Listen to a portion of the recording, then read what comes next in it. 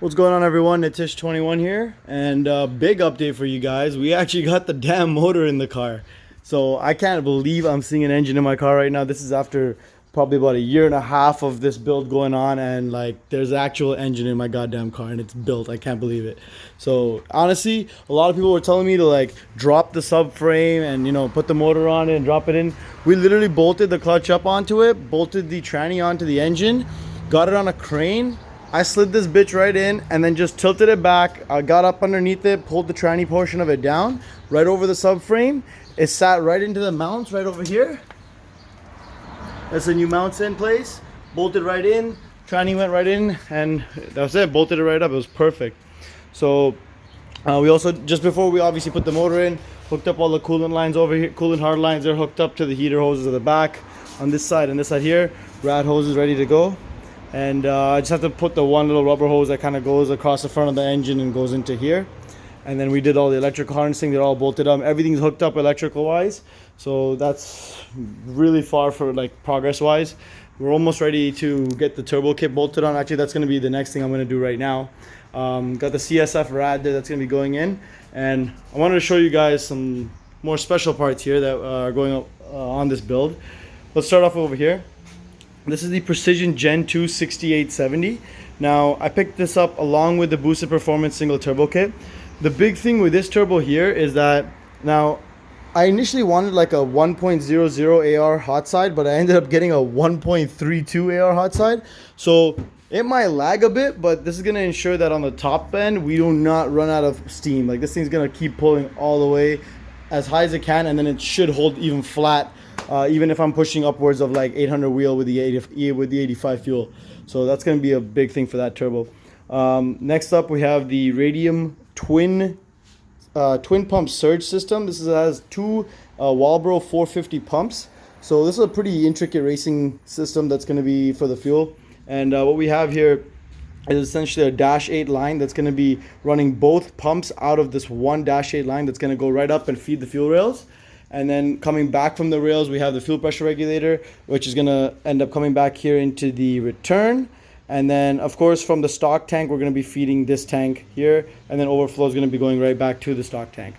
And here is the HR Hotside piping. Now, I made a big mistake with this kit. Well, we'll see if it's a mistake, because I went with HR headers.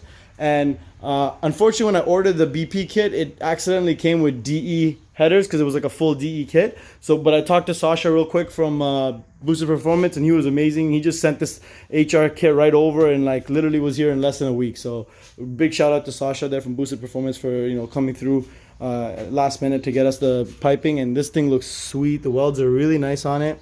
And so basically this and this are going to connect to the stock headers, and they join together to feed the T4 turbo flange right over here, which is right there. And the turbo is going to be basically mounted underneath the car on the right side.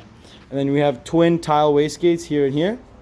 And then the tricky part's going to be figuring out how I'm going to connect that turbo to the Motordyne exhaust. That's going to be a good little project we're going to have to set up, because although the turbo kit does come with a turbo downpipe, I still have to kind of figure out how to route that over to the actual Motordyne, either to the Motordyne mid pipe, or I gotta ditch the Motordyne mid pipe and hook it up to the actual like secondary segment of piping for the Motordyne.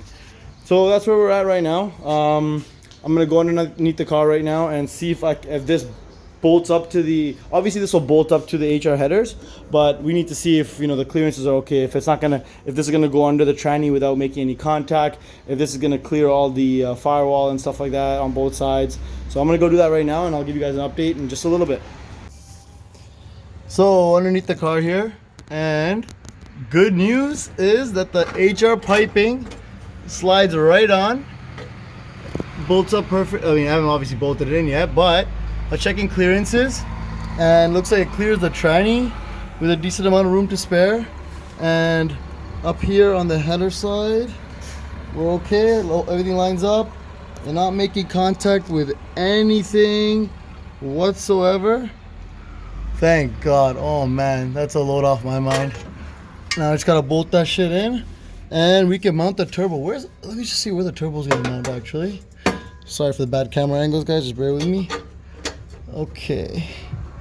So turbo is literally going to mount at the end of this flange right here. Okay. And the exhaust pipe is literally just going to have to come through this tunnel here. The tricky part is going to be essentially, you know, that's the motor line there, mid pipe. It's going to have to either hit that or, oh man, I'm going to see if I can put a nut in this. Be right back.